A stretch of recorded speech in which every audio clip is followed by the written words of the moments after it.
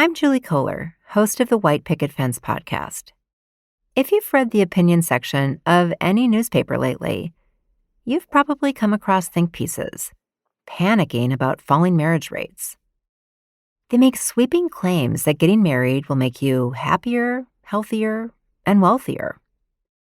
Some even say that getting married is a way to stick it to the elites. I'm not so sure about that. This season on White Picket Fence, we're examining the current marriage panic. We'll go beyond the rosy sheen of love and commitment and expose the darker side to all of this marriage talk and explore what becomes possible when we broaden our imagination around what relationships can look like. Listen and subscribe wherever you get your podcasts. Hi, I'm Jessica. I'm Lark. And I'm Hilary. And welcome back to Hearsay, Season 2, where we deep dive into the cultural moments that live rent-free in our heads, and probably yours too. And today, we're holding a giant fuzzy tennis ball that we're really hoping to get autographed. Please. We are so back. Send it to me, please. Also stuck in my head forever. So glad to be back for Season 2. We're back. Did you miss us? We're here. So today, we're specifically talking about 50 years ago, the Battle of the Sexes. Yes. Which is like not that network TV show thing that existed later. Yeah. Oh, I forgot about that. But when Bobby Riggs, a then retired pro tennis player, challenged Billie Jean King, legend. Icon. Yeah. Queen. Yeah. Mm-hmm. All of those nouns. Challenged her to a match to basically say men are better than women. Wrong. Yeah. Spoiler alert. He did not Y'all win. fought. And the course of history was forever changed. And this, you know, we've talked about this before, but 1973, none of us were watching Battle of the Sexes. But even in that moment, it was so huge, this thing. It was like a spectacle beyond belief. The following is an exclusive presentation of ABC Sports. What a scene it is, almost reminiscent of college football, with the celebrities present, with the big band here, with dancing cheerleaders and all of the rest. It not tore apart families, but it brought a lot of... Probably did. Did tear apart some families. Some families somewhere. Somebody's Joker origin story. Yeah. It was a moment where women's sports demanded to be taken seriously, even though the request itself was ridiculous. Yeah. And Billie Jean King took it seriously, did her homework, and destroyed him. Straight sets. Amen. 90 million people watched around the world. That is absolutely wild. Yeah. 90 million people. Yes. More than the Super Bowl that year. That's so crazy. That is like Yes. 90 million people. And I feel like it's so hard to get numbers like that these days Yes. with asynchronous watching and stream. Like, you literally couldn't do that. Unless like, it's the Super Bowl. Right. And even still, I mean, that's nuts. Yeah. 90 million people? Right. And I can't think of another moment like this where, like, the battle of what do women get and how will they be recognized in their endeavors is so crystallized and so clear and so momentous than this. So true. Truly. And so we're going to talk a little bit about why it mattered so much and what changed The because of reach. it. Yeah, the ripples. But we're going to talk about it with us, but then kind of unbelievably, we're going to talk about it with Billie Jean King herself. Yes, we are. So This excited. has been, talk about an opener. Am I right? Truly. We Yes. said season premiere. Yes. So I'm going to be joined by Billie Jean King and Fatima Gosgraves, the president and CEO of the Law Center, who understands, I think, very deeply what it has meant for women's rights broadly, just Truly. her winning that tennis match. So before we get there, though, let's talk about tennis. Let's talk Let's about tennis. volley a little bit about tennis. Oh, Lark, you shouldn't have laughed. You should have not laughed at that for me. Because I want it all. As you all know, I am fresh off of seeing Challengers, so I am ready for any and all tennis puns, jokes, tropes. I'm into it. Yeah. I was not a huge tennis fan growing up. Like, my family's not big tennis people. We would like casually play in the park, but as Issa Rae said, we root for everybody black in our house. So the like Williams sisters were always huge sports icons, but I still think I never understood quite the impact and gravity that they had. You know, that how unbelievable it was that they are the people that they are and so famous athletically. I'm generally a sports fan, and I love preppy clothing, evidenced by my vintage. Yeah. I'm surprised this collaboration didn't happen I in know. your life sooner. Like, really, Lark it is a X sport tennis. for me. Yeah. So that has been cool. Like, it's literally feels like it's been made for me, and I love that everyone else is dressing preppy now and excited for that. I love a tennis dress. I love a tennis skirt. I own too many for someone who does not play tennis. They're so comfy. They're so and flattering. Everyone looks good. Anyway, and then challengers. I mean, I just feel like Hilary said, it's having its moment. Get me on a court ASAP. I'm here for this tennis revolution, I guess. I feel like pickleball ushered us in, and we're here. Yeah. Well, I have had a longer tennis relationship. I just grew up watching it, like every Grand Slam with my family. At the time, though, I did love Martina, but it was like the men's game was still bigger and more significant. And so, but it's like I can't name a single man tennis player. Oh, really? I Okay. can't. Well, I like name a few, yeah. I've yet to talk about like I don't know tennis like at all, other than Arthur Ashe. So look, you named a male tennis player. So I did. I did it. I didn't Learning think it'd be something new done. every day. But yeah, I could probably only name Black tennis players. Yeah. Which I think also speaks to how it seems as though the accessibility of tennis for Black people is literally only through Black tennis players from what I see, like Venus and Serena, Coco, Arthur Ashe, like the history breaking, and they had to be extraordinary versus like ordinary or like non-Black tennis players. Sorry, I grew up with all the European Lendl. I really liked Goran Ivanisevic for no real particular I will say reason. they do the tennis player names from all countries are pretty good. And I had definitely like a full teenage crush on Andre Agassi. They were at the time, and this is like a common tennis thing, and honestly speaks to challengers very well, of like there are two different personalities presented at the top of the game, and you see yourself in one of them. And for me, it was like Andre Agassi was like the messy, cool, good one, solid returner.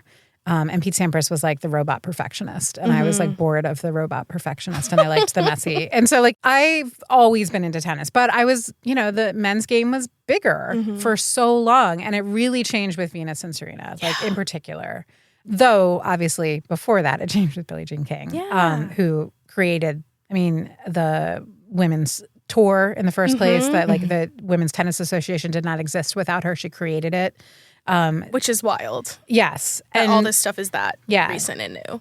And since then, tennis has like been ahead of other sports, especially when it comes to like gender equality, equal pay. So true. To, how women are recognized, which sponsorship deals they get, all of it, which is weird because as a sport itself, it feels behind to me in a lot of other ways. Yeah. That's what I was thinking since I've been processing challengers. Like, I feel like it did such a good job of putting in your view the reasons we love and the reasons we hate tennis, like without being too on the nose about it. Like, it shows the class dynamics. She talks about how they went to the prep school and she was on like the scholarship program, and like the gendered dynamics of who's masculine, who's feminine, who can overreact and scream and who can't, and who can smash their racket, and like how they dress and how they show up, and how much of tennis is about your clothing and how you look on the court, and when you come in, and who's in your entourage, and who your sponsors are, and the amount of money, like you said, that there's so much money involved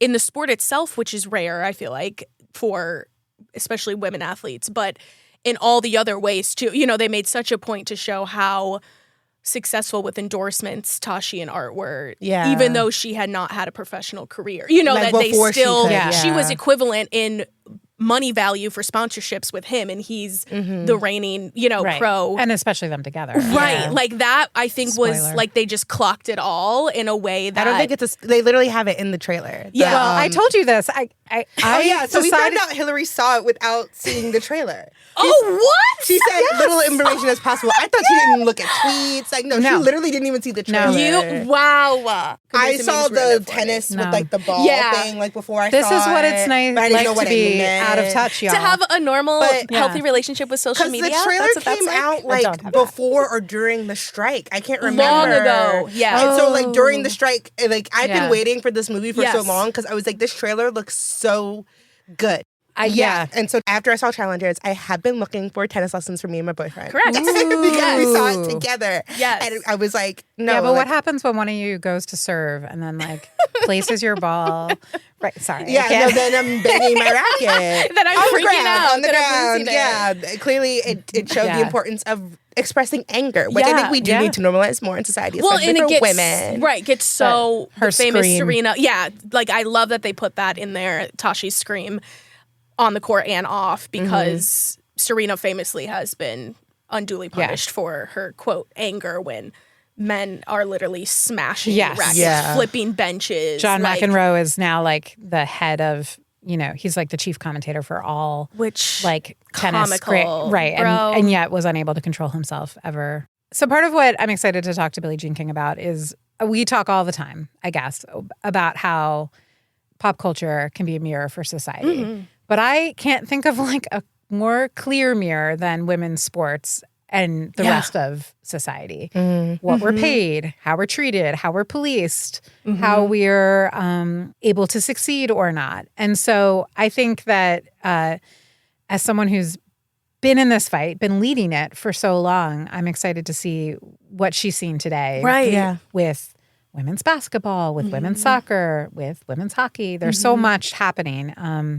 And the other kind of angle on women's sports in particular is Title IX, which is about education and the access to education, but it's also about sports. Yeah. And it's also about survivors of sexual assault. Title IX is literally like the floor. Yeah. It should be the floor of like what we can and should be able to achieve. Well, and it just affects all parts of life, right? Like literally it is everything. School, it Work. is sports, it is your safety. Like it's everything all wrapped in. And I'm really excited to see what Billie Jean King says about all of that, especially like you said, she's led the fight, but she's also stayed in it. Like I feel like a lot of people are kind of thrown into these big moments, whether they want to or choose to or not, and then kind of live their own lives, and are grateful for that moment. But she has quite literally made it like her life's work and still continues to like make sure change is happening, that progress is still happening, and is physically involved.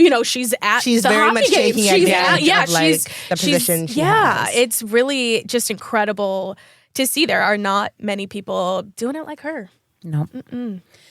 So I could learn a thing or two. I am so excited for this conversation with Billie Jean King and Fatima Gosgraves. I imagine I'm going to learn a lot. And also, I'm just going to try to stay coherent during it because I'm going to be so excited. But I can't wait.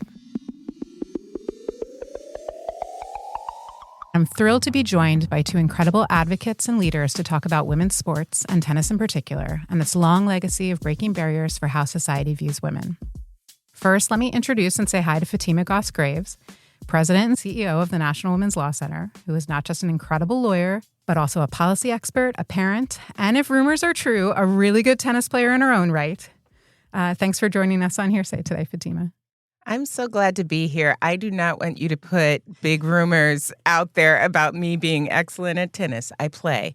Well, that is all I need to hear to know that I'd like to see you in a court someday. And then I can't even express how excited I am to say that we have Billie Jean King with us today. Billie Jean King won 39 Grand Slam titles and 3 World Team Tennis Championships.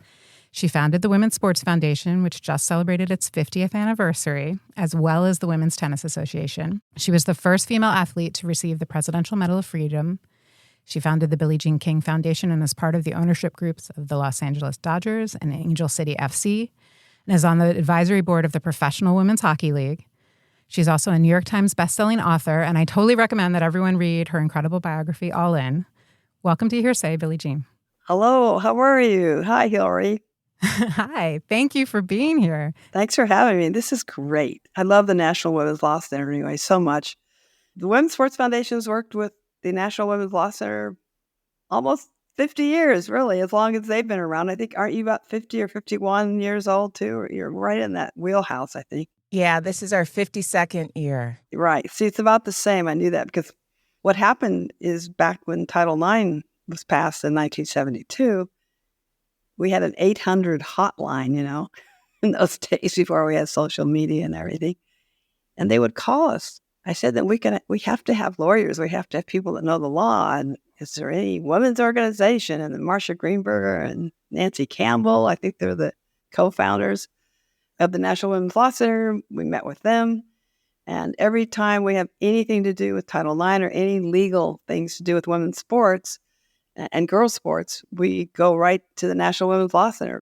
Thank you for that. And good things happened 50 years ago, as far as I can tell. It sure looks like it. There was Title IX, the Law Center, the Women's Sports Foundation, and also 51 years ago or so was the infamous Battle of the Sexes when you beat Bobby Riggs in straight sets with 90 million people watching around the world. And so I'd love for you to kind of talk about the memories from that sort of stay with you now, and if you knew how groundbreaking and galvanizing it would be. I actually did understand it, I think. Yeah. I think that's what helped me actually win. The birth of women's professional tennis was in 1970 when 9 of us signed a $1 contract. I'd made it a goal to make over $100,000 because no woman had ever done that. And I wanted people to really pay attention to our tour. And I'm thinking, how can we get attention? So the three things that we said were, and this is really our three guiding lights really, is that any girl born in this world, if she's good enough, would have a place to compete. Because we did not have that before, really. Number 2, to be appreciated for our accomplishments, not only our looks. And number 3, to be able to make a living in what we love to do. So those are the three guiding lights, and I think they still hold true today. So here we are. We're just in our 3rd year of women's professional tennis. Bobby Riggs, who is a former number 1 player of the world, one of my heroes, I knew all about him. He started getting upset because we were starting to make money. We had a tour for the first time. And so Bobby started to go to other players besides me to find out if he could get them to play. And a lot of people said no. Margaret Court, who was number 1 at the end of 1973, said yes. It was a big check for us in those days. And I told Margaret, she's from Australia, I said, Margaret, this is not about a tennis match. This is about social change. This is about changing the hearts and minds of people. And she said, okay. And I said, you have to win, okay? You promised me you'll win. She said, okay. Well, she lost really badly. And so after Wimbledon, we announced that I would play Bobby Riggs because I knew if she lost, I'd have to play. At least I decided I was going to do that. And you're right, it was huge. To give you a sense, there was only 4 television stations in those days, no social media. The Super Bowl had 53 million that year. We had 90 million for this match. So that gives you a sense of the magnitude. And everybody was betting. I mean, they were talking about it. They had parties in the burbs. A lot of couples would make bets. If Billie wins, then you have to make breakfast the rest of the year. Or if Bobby wins, I'll get you coffee, whatever. So it was huge. But here was my goal, to change the hearts and minds of people. And Title IX had just been passed the year before, which I was very clear on, and I wanted to make sure it was strengthened, not weakened, because things get weakened very quickly. Things can change. Roe versus Wade's a perfect example. So anyway, by beating him, it did change the minds and hearts of people. For women, it helped them have more self-confidence. They would come up to me, and they had given up basically in life in a lot of ways, and they said, you know what, you beat him. I've changed my mind. I have goals for the rest of my life. I'm going to go for it. And others would say, I'm going to ask for a raise. Some of them I asked, I said, well, more importantly, did you get the raise? They said, yeah, actually, they did get it. But they'd waited 10 years to even ask for it. Mm-hmm. So these are the things that started to shift, that girls started to think about, to want to ask for what they want and need, which I keep telling them to do. And also, we couldn't get a credit card in 1973 on our own. And I think it was 75. I'm not sure if I had the year right that we finally did. We could get a credit card on our own. And these are the kinds of things that it influenced. And I think it was a continuation. When I first met President Obama in the Oval Office, he said to me, I was 12 years old when I saw that match. And now I have 2 girls. And it really helped me to think about how to raise them. So it did influence people. I mean, President of the United States, that was pretty good. So I thought that was really good. But I think people still bring it up every single day since that match. Right. It's hard for me to think of anything where you can draw a line so clearly, right, from a sports event. But Fatima, I'm wondering if anything comes to mind for you of another moment in sports that affected how women are viewed in sports, but also then went further and affected society too. I can't help but think about this last women's March Madness. I know. And some of what you're talking about, Billie, with everyone tuning in and it becoming a cultural moment. We had folks who were coming over for dinner and they said, listen, it's late. Maybe it's too late to have dinner. But actually, we're willing to come if you have the women's game on. And I didn't even know that they liked women's basketball. It turned out they had never tuned in to the women's March Madness before. They'd only tuned in to the men's. But they wanted to see Caitlin Clark play. They wanted to see Angel Reese play. And they wanted to make sure that they were a part of this cultural event that everybody was going to be talking about. Right. And so I feel like the window is opening in terms of basketball right now and what might be possible. Well, I think it's great you mentioned that because it's so exciting for me too, because I've waited my whole life for all these things to happen. But one of the big reasons they're happening is because of Title IX. Title IX made the difference because if you notice, where did the NFL get their players from? They got it from college, the NBA from college. Well, in 1972, when we passed Title IX, we didn't have anything. But why do we have these opportunities now? Because Caitlin is now into 50 years after Title IX. That's why she's around, or Angel Reese, or any of these kids. But more importantly, it's like what it did for the sport. I just kept thinking, thank you, Title IX, thank you, Title IX. That's all I do all the time, because without all these opportunities we've had the last 50 years, we wouldn't have this talent pool for women's professional sports or for women's collegiate sports. So that's what we're seeing. I totally agree. Thank you, Title IX. So again, in the run of celebrating really good things that happened 50 years ago, the U.S. Open celebrated 50 years of equal prize money last year, which I think laid this groundwork for the same equal pay fight we saw with the U.S. women's national soccer team, and even equal pay fights we see all over the place. And of course, you made that happen, Billie Jean. Can you tell the story of finding a sponsor and convincing them that we needed equal prize money? Well, 1972, which was the second year of women's professional tennis, but the U.S. Open had been going on for a long time. And when I won the tournament, I was sitting with the media, and I don't know, there was a part of me I just had it, because we have been fighting for a long time, since the 60s, to change our sport from amateur to pro. The men didn't want us. So anyway, I'm sitting there, and I go, I don't think the girls or women we're not going to come back next year if we don't get equal prize money. I think I was getting $10,000 maybe for winning, and the male winner got $25,000. So, it was less than half. And so I said, we're not coming back.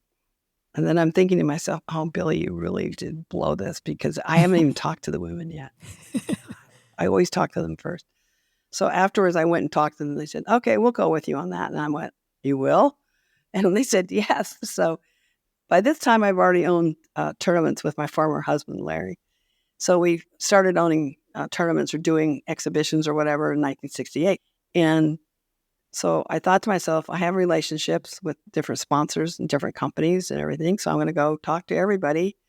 I went and talked to people. I said, could, 2 or 3 of you come together and make up the difference? And, for equal prize money next year. And I said, or 1 of you or 2, whatever. So Bristol Myers walks up to me and he says, we want to do all of it. We want to do it by ourselves. We don't want anybody else with us. I said, are you serious? They said, yes. I said, okay. So I went to Billie Talbert, who was the tournament director, the boss basically of the tournament. And I told him we'd done a survey, which was better than we thought, that people thought women should be getting more. And then I said, most importantly, I've got the money for you next year. You do not have to go and raise 1 dime. He kind of went ashen and he looked at me. He said, really? I said, yes. So about 6 months later, he announced we're going to have equal prize money. Well, I thought the board of the USTA had voted on it, but now I'm finding out 1,000 years later that they did not vote. Billie Talbert, on his own, just announced it and made it happen. So I'm indebted to him. I wish I'd known when he was alive, but I did not. And so That's the reason we had equal prize money in 1973. But if you notice, I went out and got the sponsor. Instead of just asking for it and praying for it, do something about it. And because I understood business, which when players of any sport come up to me and say, well, what should I know? What should I learn when they're young? I go, learn the business, learn the other side. Who's investing in you? How did they do that week or 2 weeks or whatever? And in whatever sport you're in, learn the business so you understand every part of it. And so you have empathy for every single person involved. It's amazing. Fatima, thinking about that victory and some of the good advice that Billie Jean just gave us, are there lessons from that you think that help us today as we're still fighting to close the wage gap in other areas for women? There were a lot of lessons in there because there's often a lot of good lessons from sports that apply to our lives. But what I heard Billie describing was both an inside strategy and an outside strategy. And a key part of that outside strategy was sort of naming a bold place, right? She named that maybe we're not coming back, right? Which was probably really scary at the time. I can't imagine what that took.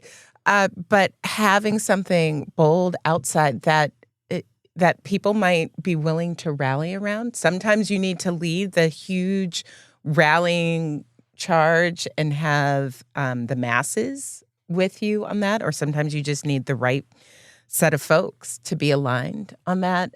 But that inside game, understanding the business, which means that she understood all the arguments that they might make, right? She understood that they might say, you know what? We just can't afford it. We'd love to pay you fairly, but the money's not there. And so she said, well, we got the money.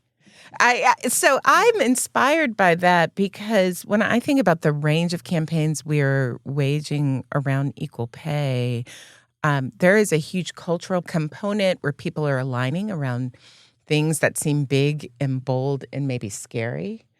But there's a really important piece of it that is understanding the arguments they will make, understanding that actually it pays to pay people fairly. It pays to not discriminate, and that those are things that are actually good for business too. They're good for your customers, they're good for your employees, and they are good for the economy. 47% of the workforce are women, and only 27% are on boards. So we have to change that. We have to get women of color up to speed. Even white women and Asian women still don't make 100% of what men do, but Black women takes another year, and Hispanic or Latina take a year and almost actually 10 months to be equal. Right. It's just pathetic. So we have to start really, as Fatima talks about, the cultures are very important to include and think about and listen to. And when you get up to more than 27% where we are now of women on boards, you actually make a bigger profit at your company. So if you're a CEO and you don't worry about this and the rest of the company doesn't, shame on you, because that's not fair to your shareholders. If you're a public company, it's not fair to anyone. So it's really, really important to pay attention to that, but realize if you make this right in your company, that you're actually going to make up to 16% better net profit. And that is money and economics. It's nothing to do with gender, nothing to do with color, except green, I guess. And that's it.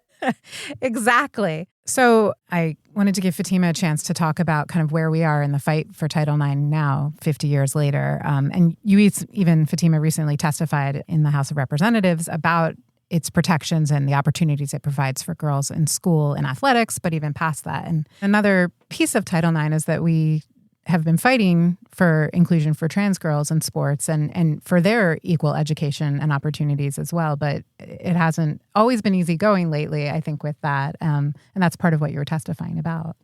Yeah.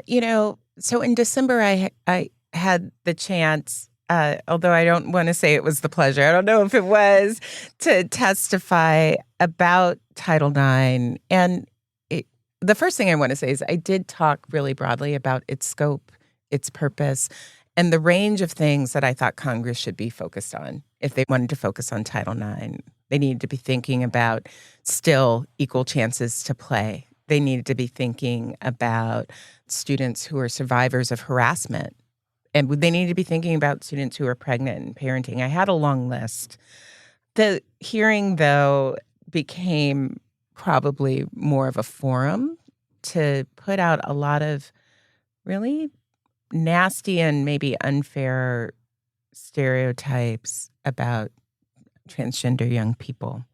And I should tell you, Hilary, that I don't know if you know this. So my dad was a football player and had 3 girls. He had no sons. He believed very strongly that everybody should play sports. He did, it didn't matter which sport, but you needed to play for a whole range of reasons, for being a good teammate, for learning to be a leader, for being active and healthy in your life. So we all played sports. So I believe deeply that everybody should have the chance to play, and that is more true for young people, that the benefits are really great.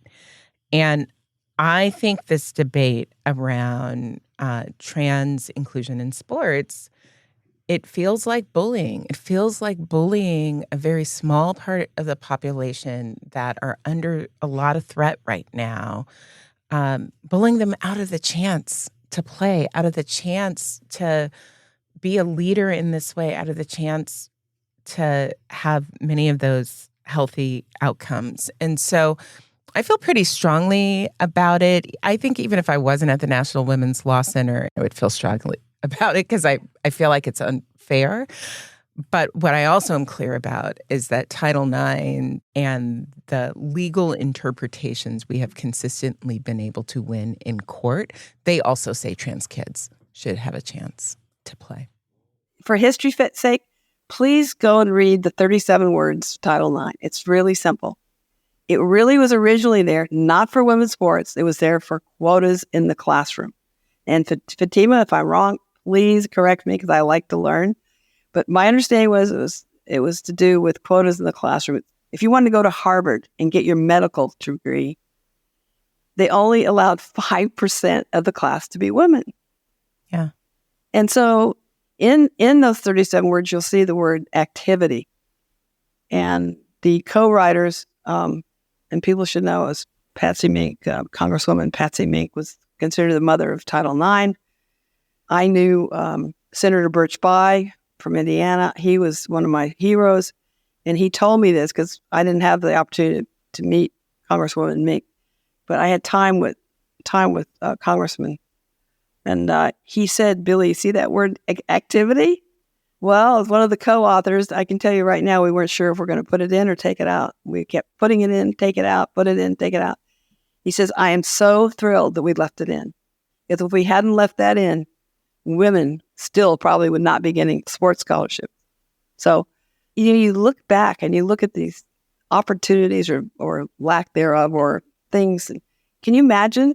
They were debating. I'm like, oh, I had no idea. Thank God I didn't know at that time. But he was just so happy they left it in because he was a jock anyway. And he understood the values of it because you do learn leadership. One thing we've learned with girls is that it teaches them leadership, resiliency, all the positive things in life. It also teaches them business. That's why 94% of women in C-suites identify with being an athlete. Half of those were in D1 schools playing sports on a sports scholarship. So it makes us winners in life. And that's why I want girls to be in sports. I don't care if they're any good. I want them just to experience the culture. Yeah. Billie, I mean, you were right at the time. If you think about what the state of play was in education in 1971, there were caps on women and girls in professional schools. There were a lot of schools that certain programs they didn't want women going into. And you see that legacy still in some places. Yeah, like science and math.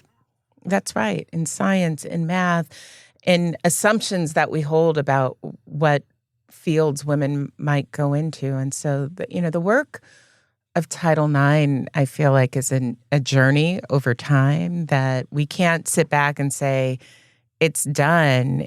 It takes ongoing enforcement, but also ongoing reminders of the possibility of everyone getting to benefit from being equal in school. So I have 2 sons, Billie Jean, and the youngest is such a huge fan of yours. He's 9. And what's his name? Miles. Miles, love it. He had me today bring with me my copy of the Brad Meltzer book, I Am Billie Jean King, his copy. I said, she's not going to see it. He said, it doesn't matter. I want you to have it with you. Oh, that's so sweet. Yeah, it's a spirit. The books have been so meaningful to him. And so he's learned so much and kind of found all these incredible heroes through it. But parents, we've been talking and hearing about book bans, but a parent in Florida actually tried to get your book banned. Yes, that's true. And obviously it's infuriating. Like, how could anyone dare to kind of erase these stories that are so meaningful to so many kids? And I wonder, as you hear that, like, do you feel like there's something in our advocacy around civil rights that needs to change as people are saying that even the story is too meaningful to be heard? Well, I think she wanted it banned because we're gay is the main reason. No, we have to keep trying and fighting, and we need the law on our side. And generally, I've found people, if you're a small number, being gay, we're such a small percentage of the total, it's easy to pick on us. And it's easy to pick on people when they don't have a huge crowd of the same. Mm-hmm. And I don't know what it is about people, but I don't want everyone to be the same. I don't want everybody to be the same color. I don't want us to be the same religion. I don't want any of that, but that's what people like. They feel comfortable because like speaks to like. And instead of understanding to really stretch your learning and have, oh my God, the palette is so much richer and greater when you meet different people and listen to their ideas, listen to how they were raised, listen what's important to them, what foods are important to them, everything. So I think it's really important to listen to each other. If there are other young people kind of reading these stories, what would you tell them if they want to become advocates like you? I think the most important thing for a person is live their authentic life. And you define yourself. Don't let others define you, because believe me, as we grow up, as we go through our lives, we keep hearing how we should be defined instead of looking into our own hearts and minds and asking ourselves, how do I want to define myself? Instead of letting the world define me. Is it easier? No, it's harder sometimes. But I think being true to yourself will win out in the long run, and we will have true happiness. Well, thank you both so much for your time and for this conversation. I feel so strongly that your advocacy as a player and a leader throughout your life, Billie Jean, has made the world better for my generation and generations to come. And that the advances we're seeing for women on the court will keep happening off the court because of you, Fatima. Thank you. I do want to thank you, Hilary, but I also want to thank Fatima for being our leader. The leadership at the National Women's Law Center is so important to this world and this country. So I want to thank you for your leadership, Fatima. Oh, Billie Jean, thank you for all you do always. Hearsay is a Wonder Media Network production in partnership with the National Women's Law Center. It is hosted and produced by Jessica Baskerville, Lark Lewis, and Hilary Woodward. Our producers are Taylor Williamson, Adiswa Agbenile, and Lucy Jones. Jenny Kaplan is our executive producer, and Maddie Foley is our editor. Show art by Andrea Sumner.